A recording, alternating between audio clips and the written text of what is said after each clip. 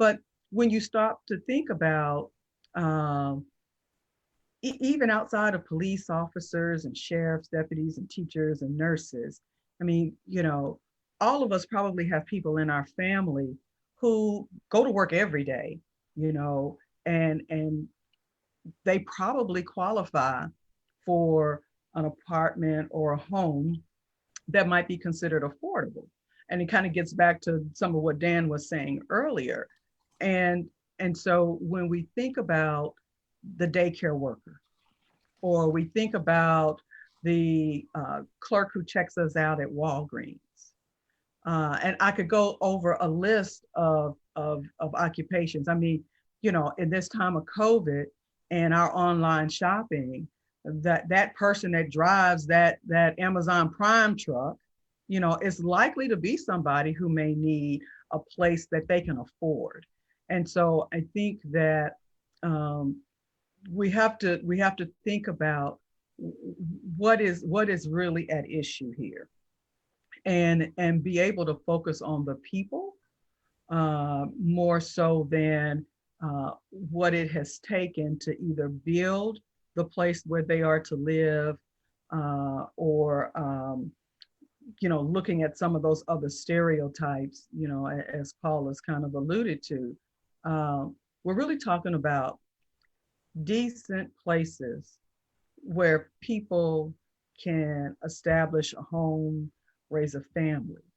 And, people who need affordable housing have a lot of the same dreams and aspirations as everybody else, and so really, our need to really talk about who people are and what people need, I think is a big part of the situation. And we have talked about, the whole thing around messaging and how do you tell the story. And a big part of telling the story, I think, is talking about people, because we can all relate. Like I said a moment ago, we probably all have people in our family who need some place that we might otherwise call affordable. And when we can start to make those human connections, I think that helps a lot. And then too, one of the things I often talk about, especially when dealing with the NIMBY folks, and we don't want that in our neighborhood or our backyard, and we want home ownership. That's nice. Not everybody wants to be a homeowner. Not everyone ought to be a homeowner, but for sure, probably the overwhelming majority of people started out as renters. Everybody wasn't born with a silver spoon in their mouth, such that when they got out of high school or they got out of college, they bought a house. Most of us were renters. I currently am a renter, right?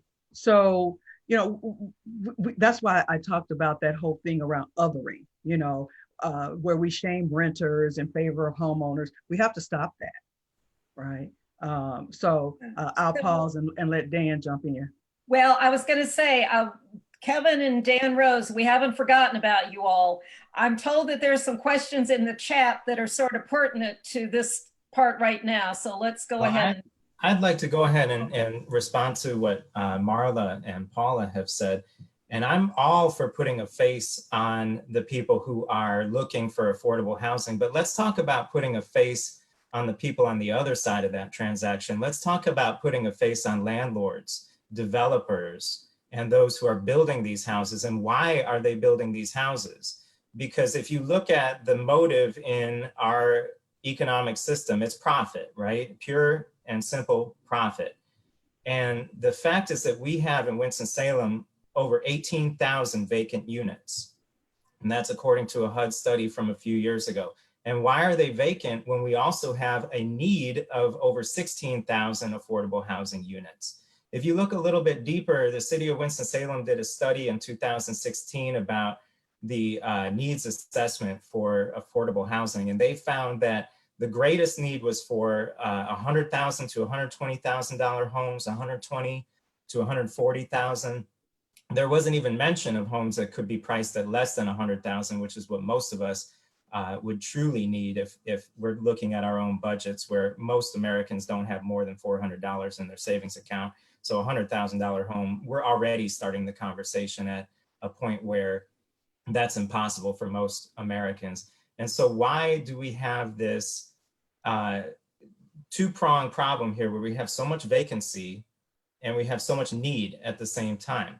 And it's greed, right? We want to put a face on the renters. Yes, they need housing. I don't want to say that any renter should not have housing. I don't care if you're working or not. You work at Walmart, you're a firefighter. Let's say you don't have a job. That doesn't still mean you should be homeless. But the problem is that the people who control the market, with the small exception of I don't want to say small, but HAWS has been underfunded, HUD has been underfunded for decades now, that most people have to turn to the private market for either renting or buying. And if it's driven by profit, and yes, we've seen a huge decline in wages. Winston-Salem has been devastated by the loss of textile and manufacturing. And now we're even seeing banking jobs leaving. Truist is taking jobs out of Winston-Salem. Wake Forest this week announced that they were combining forces with a hospital system down in Charlotte. And that's going to spell trouble for a lot of our nurses and medical workers. And so those folks definitely need housing, but who is providing housing and why? The question of our whole system needs to be put in front of us here to talk about the simple fact that if the only reason we're building housing is so somebody can make some money and make a lot of money, because if I see that, you know, wages are going down, but housing prices are still the same, that means landlords are doing fine. That means builders are doing fine. That means developers are doing fine. So what are they going to sacrifice, or what are we going to fund as a society might be the better question, so that they're not the only ones in the game, right? I'd love to see Kevin Cheshire have a lot more money to work with. I'd love to see the Faircloth Amendment be repealed. The Faircloth Amendment prevents housing authorities from increasing their public housing stock. And so now our hands are tied as a society by some of these rules and regulations that essentially make people turn to this exploitative private market. So I am fully in agreement that we should look at the NIMBYs and the face of the folks looking for housing. But I also think we really need to look at why are people in this business to begin with, and maybe question some of the gains that they're getting on the backs of renters and those who cannot afford housing. I get your point 100%. You know, I said something to folks in the presentation earlier today. You know, I'm old enough to remember when community development corporations got started. They were in the community. They were led by the community. The boards were made up of community people, because folks in those communities knew what they needed and banded together to try to make change in those neighborhoods. And then when you had the Tax Reform Act of 1986 that created the low-income housing tax credits, all of a sudden it became real attractive to develop in communities where housing had suffered from disrepair and abandonment, and we needed to increase the housing stock. So your point about profit motive is well made. And what has tended to happen, this work then, where it had been community-based and community-led, became extremely professionalized. And then you needed to have all kinds of skills and money to have somebody to help you write a tax credit application if you couldn't yourself. And slowly but surely, the voice of community was edged out of the work that was going on in community. And so I come from a place where one of the things that was very effective and very helpful is people's ability to do true community organizing. You know, that's one way you start to shine a light on a lot of stuff, is if you have folks who really know how to organize and build power. You know, and when you organize and build power and push, that's how you start to see some of the change. Because it's difficult when you're dealing with capitalism, because money talks, right? And that's what helps. Well, you get the point. So I hear you loud and clear, Dan. Well, we're trying to rebuild some of that power in the group called Housing Justice Now. Some of you may have heard, core member. I'm wearing two hats, I guess, as a professor and a community organizer, but you've seen a long history of organizing it here in Winston-Salem, where some of the first public housing was built in Winston-Salem. Local 22, the Tobacco Workers Union, agitated for the building of Happy Hill Gardens and Kimberly Park. some of the first public housing in the state of North Carolina. The Black Panthers stood on porches in Sunnyside and other communities with shotguns to prevent, whites who were burning crosses on the lawns from intimidating new African-American homeowners in their communities. And we've seen a long history of that. And I agree with you 100%. We need to get back to a community, a grassroots push for affordable housing, not just looking at policy, but that matters too. Yeah. Yeah, and I want to add, I really think it's important that the community is engaged around this issue and that they can realize their power in helping to shape policy. But I want to go back to something about the, affordable housing and the, how we perceive it and look at it. When you talked about the workforce, firemen and teachers and nursing and we want to call that housing for that working group workforce housing. We don't want to call it affordable housing. I was talking to a developer and he was saying, yeah, I'm building these houses. And this was at Whitaker Park. I'm building these houses, this is workforce housing. I said, oh, okay, so you're doing affordable housing. He said, absolutely not. I am not doing affordable housing. I don't do affordable housing. And I'm thinking, really? Okay. So housing for firemen, teachers, and nursing, you don't call it affordable housing.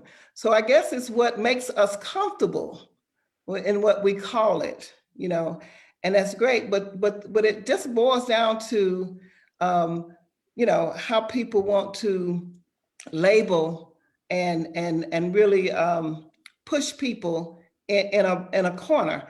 And just think that affordable housing is just housing for people who live in public housing, So I think we do have to change that paradigm somehow. People complain that affordable housing causes more crime. It increases crime. I think that's quite the opposite. When people have stable housing, someplace that they can live and stay in for years, that it in fact decreases crime in a neighborhood.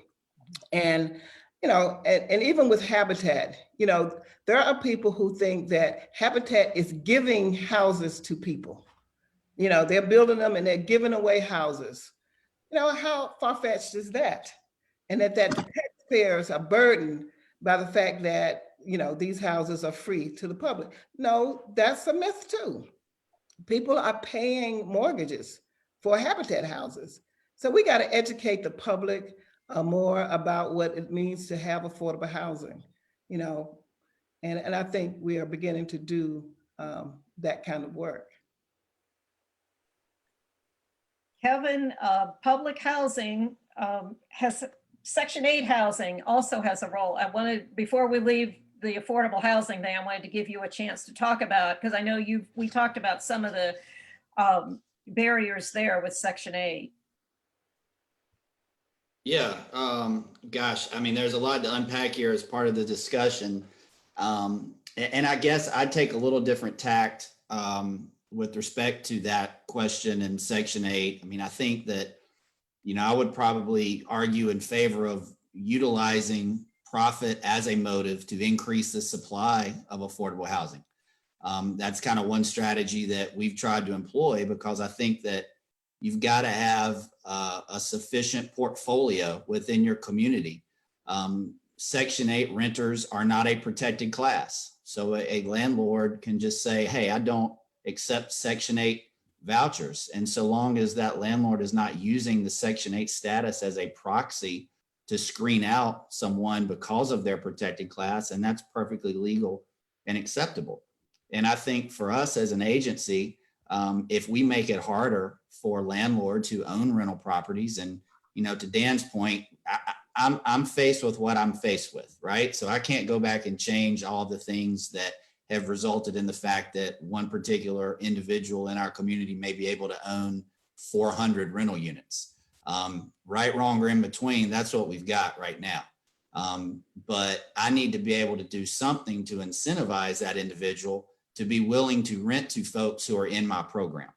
And so I would just say, yeah, for sure, there are challenges in Section 8. One of those is trying to make sure that we've got housing that is stable and it's safe and it's sanitary, to Marla's point about what happens when you have heirs property and vacant and dilapidated houses or apartments. I'm trying to make sure that we've got folks who are participating in our rental programs as landlords who are willing to continue to stay in that program and market rate units in our supply chain that are willing to then come into our program and be available to folks who are participants in our Section 8 programs. I don't know if that was directly responsive, Mary, to your question about our Section 8 program, but somewhat of a somewhat related to some of the comments that from Dan Rose and Paula and Marla.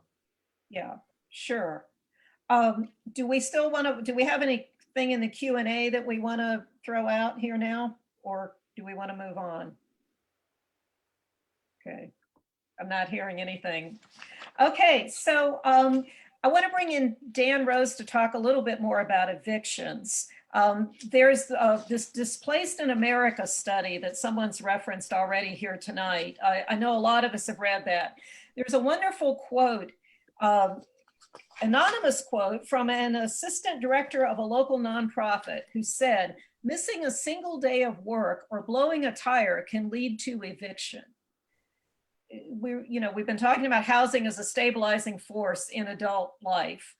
Dan Rose, could you tell us how the whole chain of events that sets that kind of thing in motion and what you're seeing right now in all of your work these last few months with evictions? Sure. Well, I mean, like I said before, the majority of Americans have less than $400 in their savings account. So paycheck to paycheck, it's not just a catchy phrase. And I'll admit to you all right now that I've only got a couple thousand in the account. So while I may be a few more days worth of missed work or a couple blown tires away from being evicted myself, but we're looking at the things that eviction is related to, causes of and consequences of eviction. And we can go both ways here and see how a blown tire can lead to an eviction, or an eviction can lead to a blown tire where you don't have the money to replace that tire because you're staying at a hotel that charges, $400 or $500 for a week to live among the roaches there. And so we see that evictions related to other social problems, right? It's primarily economic issues, right? And racial issues, right? That when we look at, having a blown tire while Black in Winston-Salem, for example, or while Latinx, and I'll just share screen since Dan K got to share screen earlier too. The eviction rate for, I had it up here. Where did it go? Anyway, here it is. The eviction rate for Black and Brown renters in Winston-Salem, I'll show you here, is double the rate for whites. So we have a racial issue as well as an economic issue, missing a day of work. But also we know from the housing loss study that certain zip codes in East and Northeast and North Winston-Salem, which are predominantly Black and Black, that are facing the highest rates of eviction. So it's tied to those economic stressors. It's a cause of those economic stressors as well. If you're evicted, you can't get to work if you're no longer near your employer, or if you're no longer near a bus line that'll take you to your employer. It's tied up with drug addiction, cause of and consequence of. It's tied up with domestic violence. A cause of domestic violence could be eviction, or a consequence of domestic violence could be eviction. And so, yeah, when we're looking at this from an economic sense and paycheck to paycheck, and certainly with the layoffs that have taken place over the last 7 months, we're seeing it's been sort of stalled through a few different, I like to think that our work at Housing Justice Now has prevented a lot of evictions. We put pressure on the clerk of courts here in Forsyth County to delay the hearings for evictions. We have connected folks up with legal aid, and we've taken advantage of the national moratorium from the CDC to stop a lot of those evictions. But the economic pain is there right now, and the tidal wave is coming. I mean, somebody said in our group that having the moratorium was like having a bazooka right now. We could just blow away the evictions, but that bazooka is going to turn into a water gun on December 31st. And unless this economy turns around fast, which we know now, we've seen studies this week that have said that it's no longer a shutdown issue. Like the complaints from especially conservatives who said, you know, we need to reopen everything. And right now, okay, we've done a lot of that. And we reopened eviction courts on June 22nd here. But now we're starting to see that people just don't have money to spend at these businesses that are reopening. And on January 1st, the CDC moratorium expires. And so those folks living paycheck to paycheck, a missed day of work, a blown tire, or a health emergency, those things are going to become insurmountable for renters unless we do something as a society to change, you know, what's coming. So Hey, Dan, can I ask a question here? Well, Go ahead, Brian. I'm sorry. no, that's perfectly fine. I just wanted to share that. So along with Nan, I've been monitoring some of the questions that have been filtering in. And so we certainly have designated a time towards the end of this conversation to get to those. But I wanted to share one of them that I thought was particularly relevant to what Dan R. Just shared about the current pandemic crisis that we're facing and the impact that it's had on the economy. And I wanted to give the panelists an opportunity to kind of respond to it. So it says, how does the reduction in public housing play into this current crisis, and why, or has there or hasn't there been a significant investment into public housing to respond to this current crisis? And so if I need to restate that in any way, I can, but if you all want to respond to that, I'd be interested to hear that as well as that attendee. Yeah, I can try to take a stab at that. I mean, I think a couple things there really. First thing is the Housing Authority gets exactly $0 for developing new housing, right? I mean, there is no money in our budget for creating new housing. The money that's in our budget is to operate the existing housing and ostensibly to make capital repairs and improvements to the existing housing. But as Dan Rose mentioned earlier, the HUD funding for those needed capital repairs and improvements, admittedly by HUD, does not meet the need. And so we've got a significant backlog of capital need nationally. And I think, you know, Winston-Salem is not just an illustration, but a glaring illustration of that need. I mean, look at when all of our housing, majority of it on the public housing side was built. And we know we've got significant capital needs that we just quite simply can't get to, period.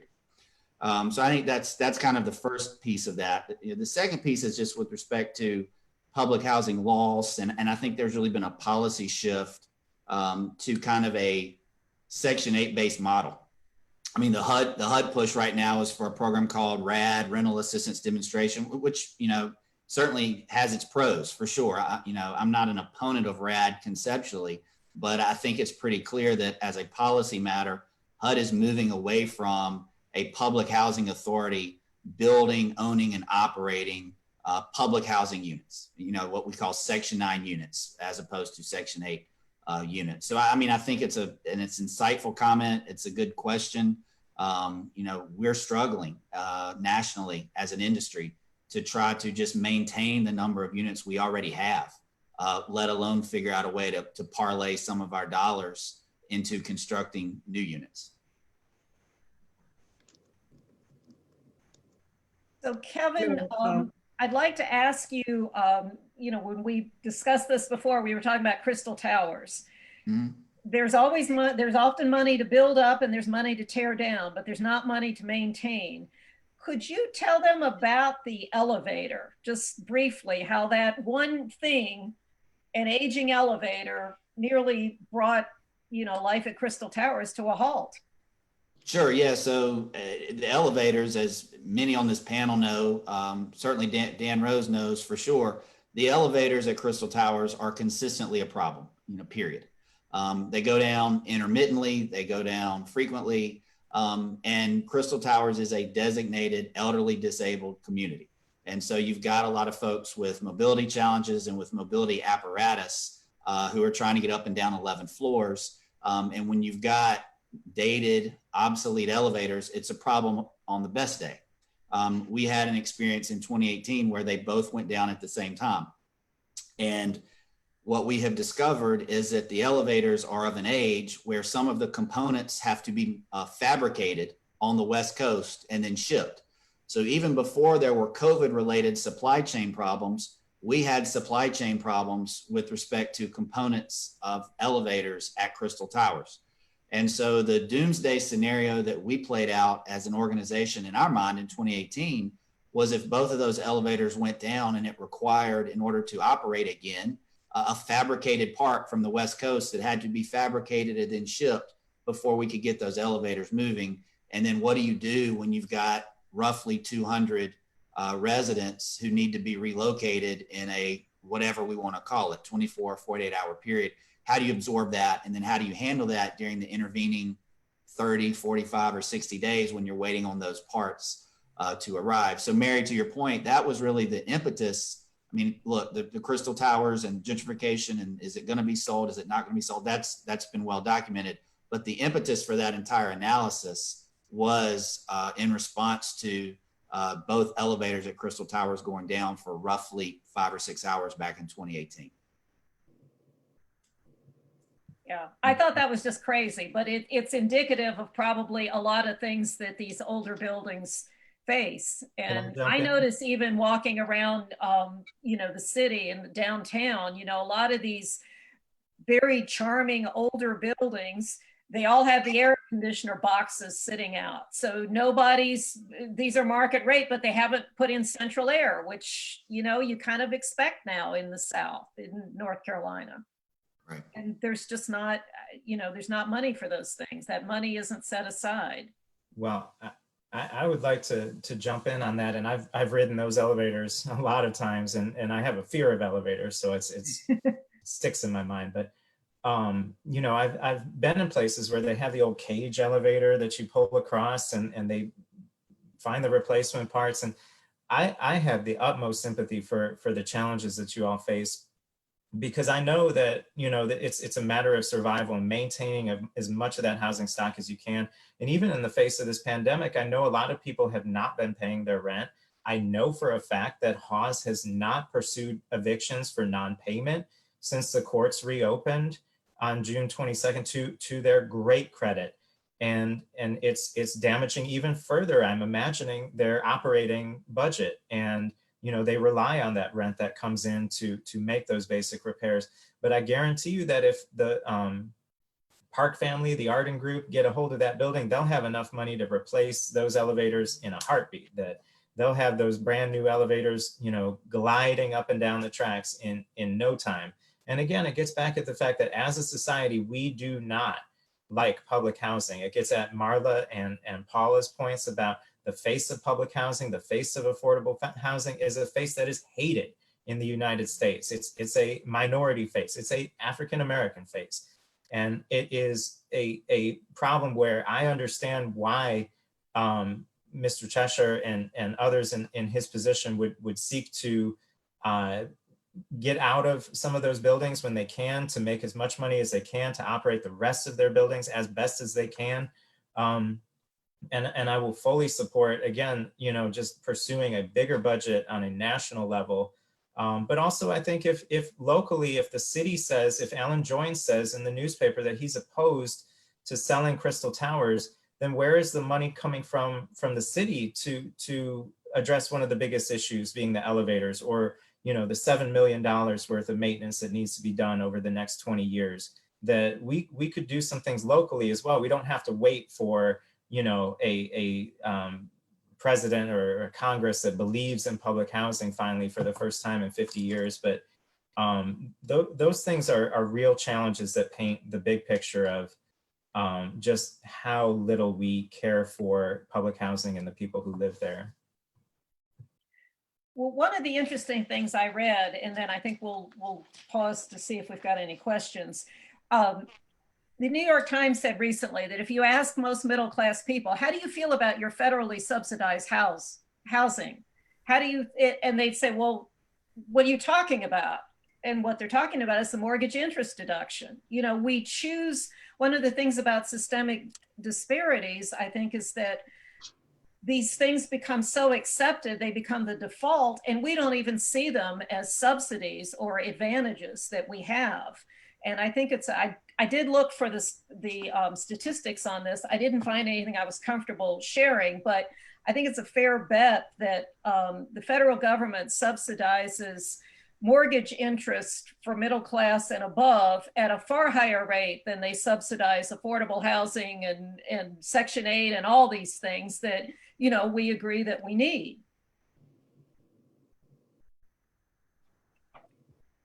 I'm going to pause here. Do we have any questions that we want to take from the chat? Yes. Go ahead. This is Ann. Here's a question. What happens to abandoned properties? Do they not end up acquired by the county due to tax delinquencies? Is there a pool of properties that can either be rehabbed or torn down and utilized for workforce housing?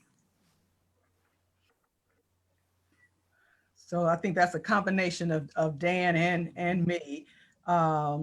So I wouldn't say there's necessarily a pool right now. I mean, yes, there are a lot of houses that might be tax delinquent, but until such time as they're sold, and some it's difficult to give the proper notice to the heirs and others who may own it so that it can be sold at auction. They can be a resource, but again, one of the challenges we have, and the city and county are actually actively building a partnership now to address these properties. The city commissioned a study. The report came out just about a year ago by an organization where we had said, what do we do about vacant, abandoned, and deteriorated properties? And we recognized that a number of them were tax delinquent properties, which the city in and of itself doesn't have control over. So we have to partner with the county and the tax assessor's office to address those. But we are looking at what are the mechanisms for the city or the county to foreclose on some of those properties so that we can get our hands on them. And then we have to figure out first the source of funds for us to pay the taxes maybe that are outstanding to the county. Then we have to figure out, you know, how we maintain the properties until such time as they can be put into productive use. And if someone needs any assistance from the city to help develop those properties, we have to figure out a source of funds. Most of what we have that goes into housing comes from the federal government, and those dollars are limited. A number of those dollars are committed on an annual basis, on an ongoing annual basis with some organizations. Not all of the dollars go into housing because they can be used for certain community purposes, like for some of our nonprofit organizations and the like. So all of the money that we get isn't totally earmarked for housing. We did have a housing bond, and some of those dollars have gone to housing. It was not nearly enough money for the amount of need that we have, that the housing needs assessment showed a couple of years ago. We need far, far, far more money than the housing bond provided us. But the good news is we are at the table trying to figure it out today. I mean, I just had a conversation 2 days ago with some of our management team with the city about what are some of the strategies that we can employ in partnership with the county to try to do something about these properties and create a strategy to turn them into affordable housing. So it is front and center for both of us, the city and the county. And Dan, I'm hoping you can add something to that. Not really. I think there is those foreclosures that come up, and you know, we've talked to the tax folks, and one of the things is that there's some state laws that control about how those houses are disposed of and how they're bought up. Right now, they're going through an auction at the courthouse steps, and I think there's some feeling that by the commissioners and by management that we don't want to be foreclosing on demand. and there's a stigma that is a little bit with that. But I think, Marla, the city has been talking to the county, and I think we have some progress being made. And I think that there's, I know 2 or 3 situations now where it looks like you're going to be able to do some MRIM repairs and so forth. So I think you've made some progress in that area.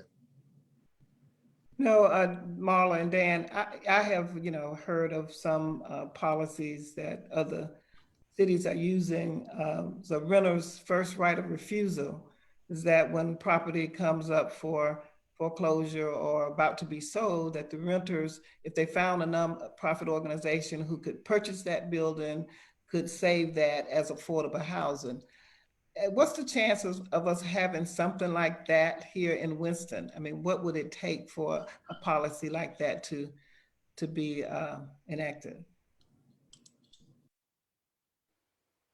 You're on mute, Dan. I think that is, but I think that's outside the county or city. I think that's individual investors, and I think they do that already. They find out when people are in trouble, and you see those signs everywhere. We'll buy a house.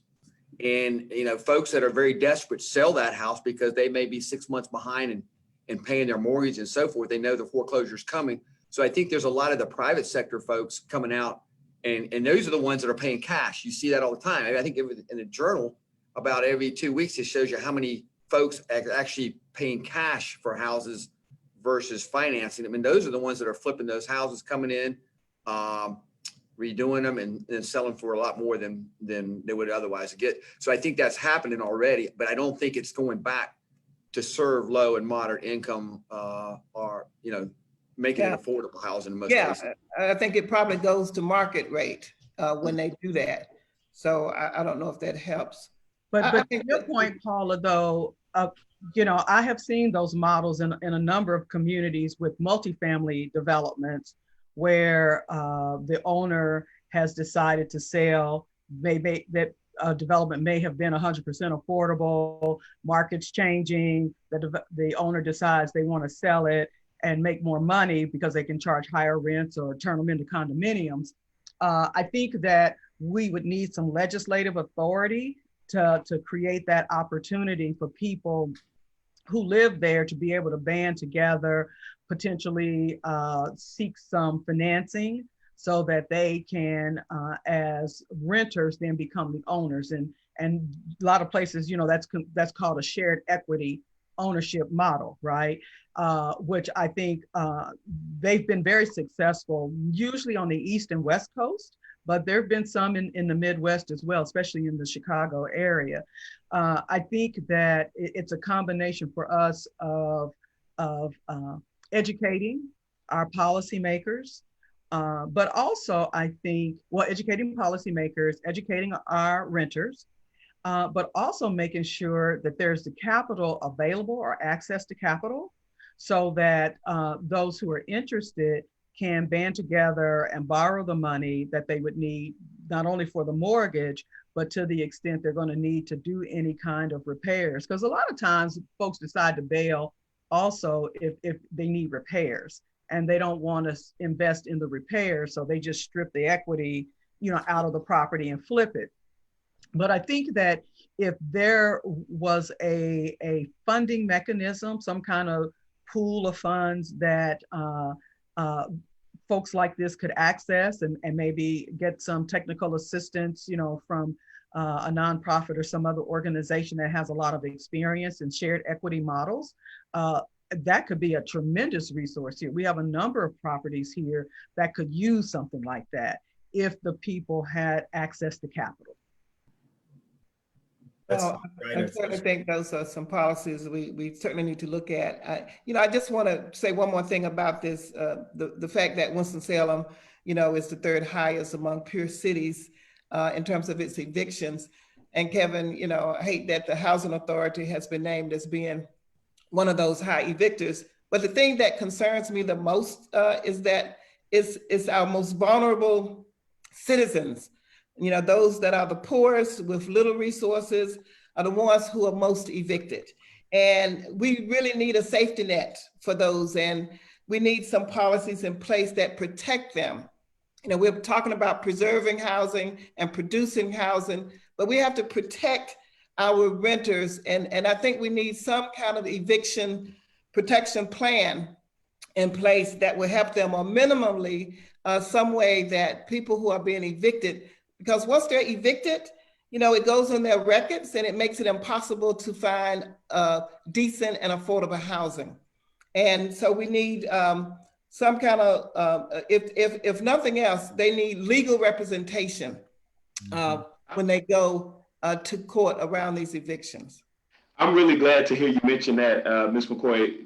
As I mentioned at the top of the evening, this is the third conversation in the series that we've had, and we're basically addressing, you know, different inequities across various disciplines. Again, I mentioned at the top of the conversation that we started with libraries and then transitioned to law enforcement, and now are addressing the issue of housing. And in one or even both of those previous conversations, we did go into this discussion about vulnerable populations and how you know, systematic racism and inequities, you know, kind of, you know, create these disparities for those vulnerable populations.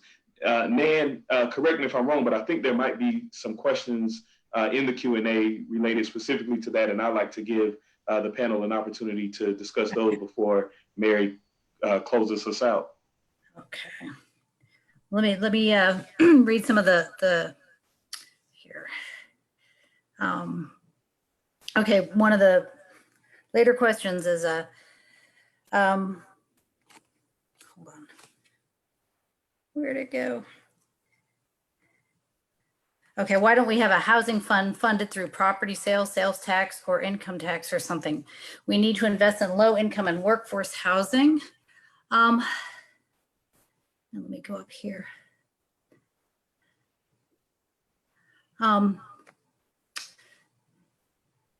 Did you see one that you wanted? So I think there's a question that specifically speaks to the elderly. It talks about what are the plans to provide housing for our elderly. Those persons will not be able to enter or re-enter the workforce. And so it talks about needing approximately 16,000 new units, in which 62% of that is the need for seniors. So I'd like to give the panel an opportunity to discuss that.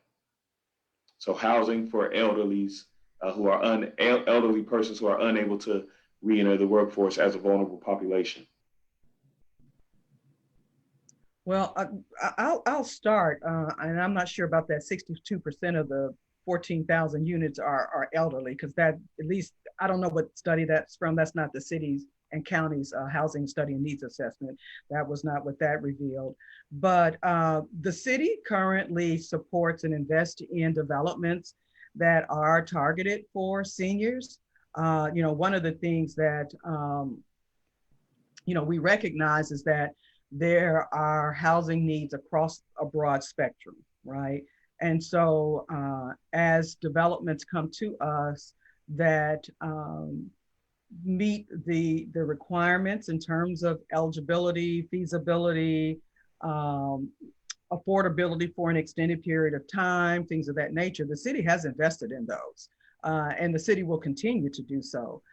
We don't have a special pot. I mean, we have so little money, and I think that's the thing that I really need to hit home is we don't have near the money that people think we have, and what it costs to build. I saw a question earlier about, you know, how hasn't the cost of lumber and so forth gone up exponentially since the pandemic, which of course then makes developing housing even more expensive. So what it takes to build and what we have available doesn't translate into a lot of units. And so that's one reason why the city's been talking about what do we do, because we have so little federal money, and our last bond initiative was way too small. And so we are having those conversations about how do we get more capital to the table. You know, I've been pushing in conversations with Truist about what are you going to do for Winston-Salem? BB&T was your home. You are abandoning us. You pledged a whole bunch of money during the merger. So how can you support the needs here in Winston-Salem. And we're having those conversations, right? So, understand that every day we're looking for ways to bring more resources to the table so that we can take care of the people who need our support. We're not blind to that.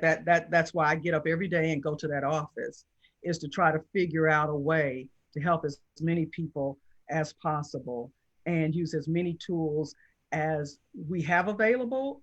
And we are also continuing to advocate, especially at the state legislative level, to get more tools that we don't have right now. Because some of the things that might be available, generally speaking, we have to get a permission or legislation from the General Assembly. We don't have the authority as a city to enact some of the policies that could be very helpful for us. So, while we're scrambling to figure out money, we're also needing to advocate in Raleigh for some policies that free us up to do more on behalf of our residents. I want to quickly add that, in the work that we do at Partnership for Prosperity and listening to people, listening to our citizens, our residents, I've learned that our seniors they desire to age in place. They don't want to have to move when they get a certain age and move out of their neighborhoods that they have been a part of and lived in for most of their lives. And so I think that our zoning needs to change to accommodate that. We have these single family districts, where we are forbidden to build any multifamily housing. And, I think that we need to look at that and change some of that so that we can accommodate our seniors and include them in the neighborhoods that they've been a part of for so long. That's a good point, Paula. I would like to, and I know there's a lot that's beyond our control here in Winston-Salem, but there are some things that we can do locally. I know that eminent domain exists as a tool that could be used to take vacant properties from speculators. Code enforcement could be used as a tool to really crack down on slumlords. We can look at the ways that code enforcement has been used in the past in Winston-Salem. A lot of residents of the African-American West End would say that code enforcement was the reason why they were forced out of their community. But we know that there are some things that we can do locally. There is zoning, as Paula mentioned. There's I understand that all of us are facing challenges. I'm here as the non-public official, and it's easy for me to take shots, and but I also want us to that one of our members is trying to push public officials to re-envision rent control, which we know is illegal at the state level for cities to enact rent control, except in the case where public dollars have gone to those properties. And if you look at public dollars, you can think of it in terms of here, the government gives you money to go build an apartment building, but you can also look at it as recently they shut down a huge stretch of Brookstown Road to help a developer build a property. Is that not public assistance being given to a private developer? Could we not enact rent control on that property for all the power lines and all the sewage lines and all of the different ways that the city supports the construction of new developments? Should we not be able to argue that rent control is an imperative that we can take in that case, that the city has assisted those developers? So I really hope that we can not just say that there's nothing we can do, but try and work around the edges here and think about the ways that we could sort of creatively help, city, county, and public housing here in Winston-Salem.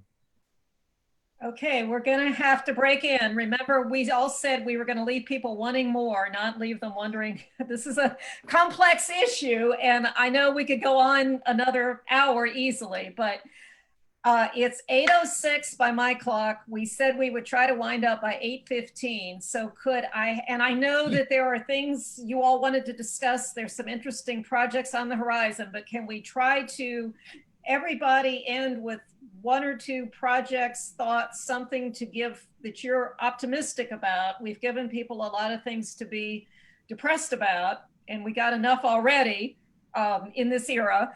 And then I'm going to ask Brian to close us out with a preview of the last two Lounging with the Library series in November and December.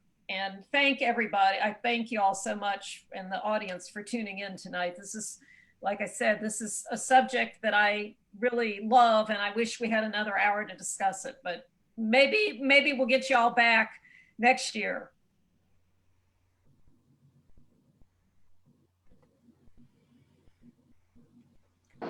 So could we start with Ms. Newman?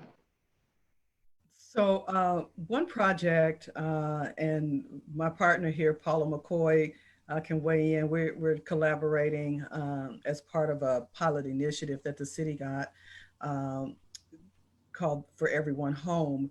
We're actually looking at doing a housing condition survey and pilot this survey in a particular part of town to just really get an understanding of the breadth of housing conditions.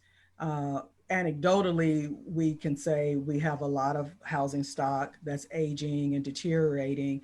And some of that anecdotal stuff comes from our department doing rehab lending to owners and looking at the condition of the houses when people come to us for assistance.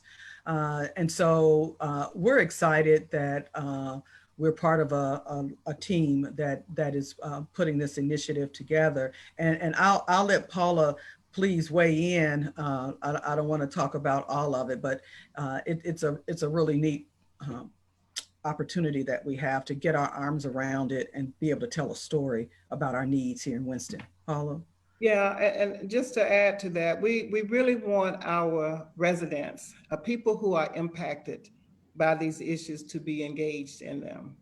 And so this is going to be a sort of a grounds up approach. We're going to be having a Zoom meeting with community residents to, talk to them about this assessment and to engage them in helping us do the assessment, but to have a sort of a housing coalition in that particular neighborhood where residents can help solve some of the problems and make some of the decisions about how we repair these houses, whether it's through a local youth bill in that community, or whether it is engaging some men around training them with construction skills that they then can use to help repair some of the housing in the area.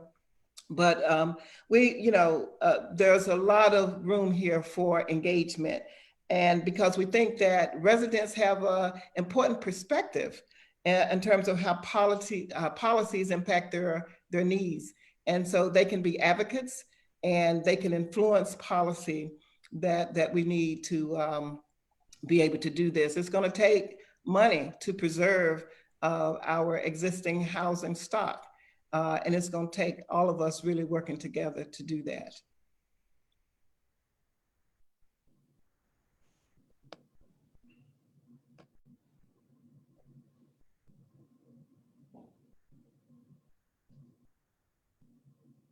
Kevin, closing thoughts?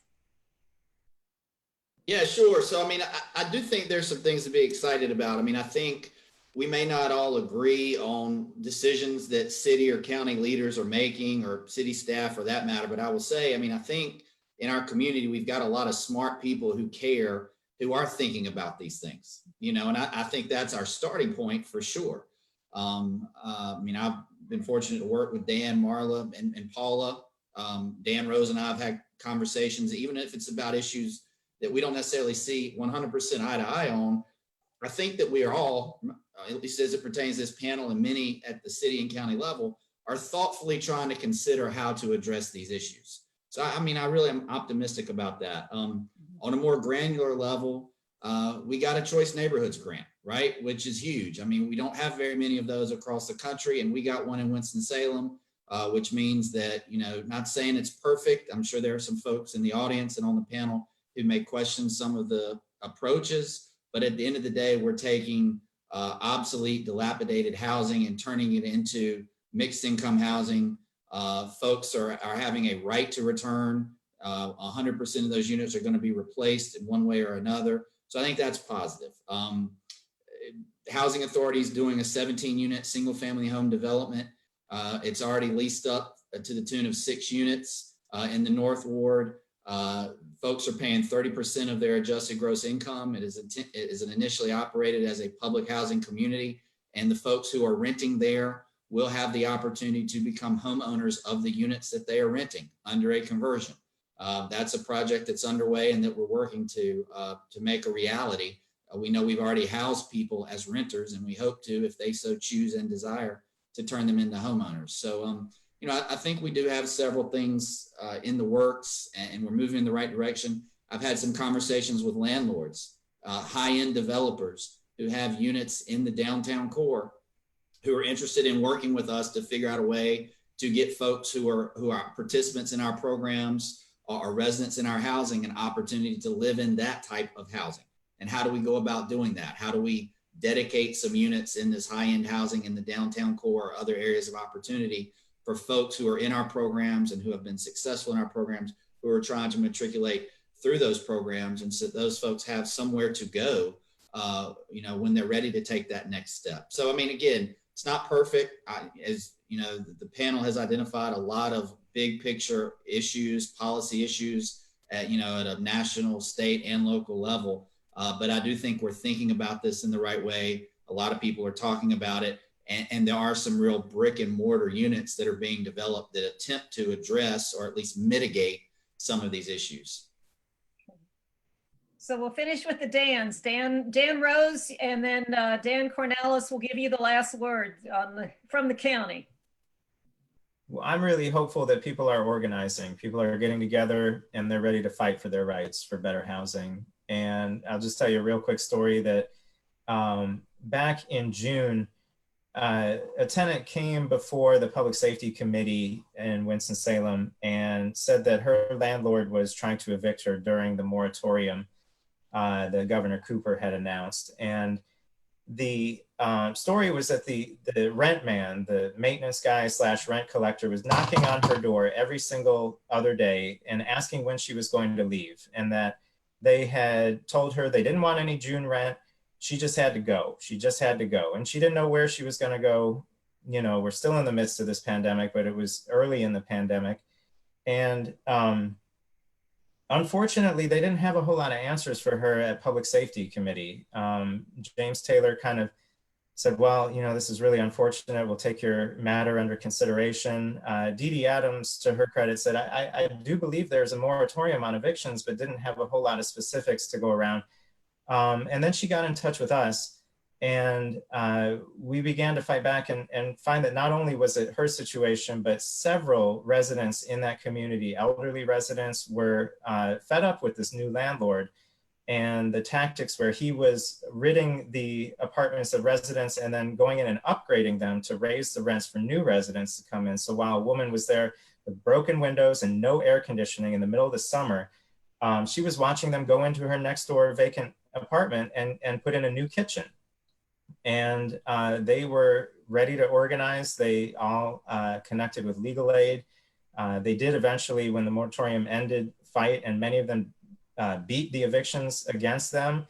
The landlord was made infamous, I would say, by the actions that they had taken. And it just showed another example, and they've now been given more time. Many of them have been eventually able to find new housing, better housing. But it just showed the power of the people to stand up to some of these landlords in Winston-Salem. And we feel like that's a growing trend here. So I'm really excited about that.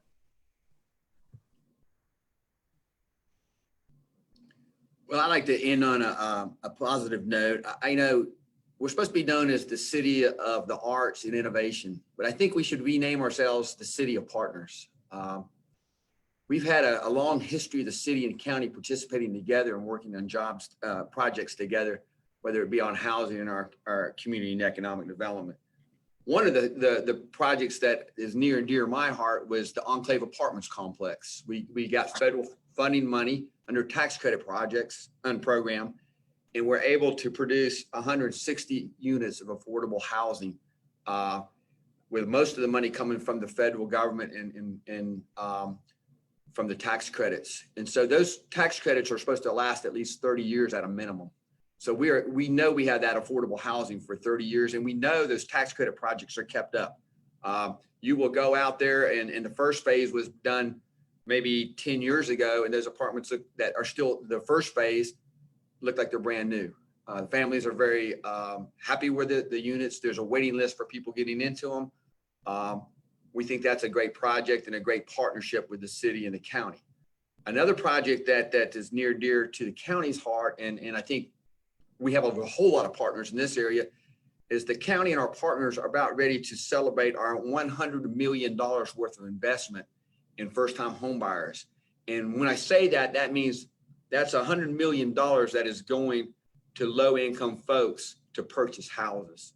And I think a large majority, probably close to 90% of the folks are folks of color. They're single moms, they have kids, and they've been able to buy homes. Our partners in this homeownership projects has been the city of Winston-Salem, of course, and then we have the Housing Authority, we have ESR, Financial Pathways of the Piedmont, and the United Way, and some other foundations, and then a whole lot of private banks and lenders, and also realtors. So we've all come together as a group and been able to provide affordable housing in neighborhoods throughout the county, whether it could be in the city or the county. And I think that's a reason to celebrate. And I think that CSUM, which is part of the Winston-Salem State University, is actually taking a look at all the data that we have on our folks and looking at to see what has happened to them over the years, whether they're still prospering, whether they're gaining equity, are they creating wealth, and so forth. So I think that we have a lot of partnerships, and when we have issues that come up, very rarely do we not get together as a group and try to solve them. So I think that if we continue that, we can do a lot of things. Our nonprofit sector has been really great in helping, working with us and so forth. So I think we can overcome a lot of these problems. It's not going to be overnight, but it's going to be one of those long-term issues. So on behalf of the library, I want to thank you all for participating in tonight's discussion. Thank you, Mary, for moderating it. And a lot of smart people on the line, a lot of intelligent people on this call who are doing phenomenal work day in and day out to progress this issue. And so I personally appreciate the opportunity to sit with you, discuss the issue, and learn from you as someone who is relatively new to the county, and myself currently renting and looking to get situated and grow some roots. I appreciate you all informing me about all of the issues pertaining to this particular topic. So thank you so much for sharing your wisdom and insights on this call. As Dan stated, we are indeed, I think, a city and a county that values partnerships, and if not for those partners, we would not be able to do the work that we do day in and day out. And so as we continue our Lounging with the Library series in November, we will be partnering with a variety of agencies and individuals to discuss food disparities and food deserts in some of the different counties and the issues surrounding that, and learning from those individuals how we might be able to positively impact that dilemma or that situation. And then in December, obviously this year has been all about COVID-19. And so the public health department has been front and center in terms of their response to COVID-19 and how they've kind of urged us all to adhere to certain precautions to keep everyone safe. And so Joshua Swift, the director for the Forsyth County Department of Public Health, will join us in December 16th, specifically to kind of round out the series for the year. So I hope all of you who joined us both as panelists and as attendees will consider joining us for those two events as we close out this series this year. And then also I'd like to personally extend an invite. Next Tuesday, October the 27th at 6 p.m., we're actually going to be having a virtual author visit with author Brandy Colbert, who is author of The Voting Booth. It's kind of a YA book or kind of YA themed book, but because of its relevance in voting at this particular time of the year, we just feel real blessed and honored to be able to bring her to the residents of Forsyth County. So we encourage you all to log in and join us via Zoom on Tuesday, October the 27th. So we know we were not able to get to all of the questions, lots to discuss, but we hope that we provided some insights and some inspiration to help everyone move forward and do their part to address housing inequities here in Forsyth County and really throughout the state to what extent we can. Thank you again, panelists, for your insights and for your partnering with us to be able to bring this to the community. I hope you all have a good night. And as Mary said, we look forward to welcoming you back and hosting you again on this platform or in person when the opportunity and situations allow. So thank you so much. Have a good evening, and I'll see you around. Thank you. Thanks. Nice job, Brian. Nice job, Mary. Guys, take care. Thank you. Brian. Thank you so much. Thank you, Mary.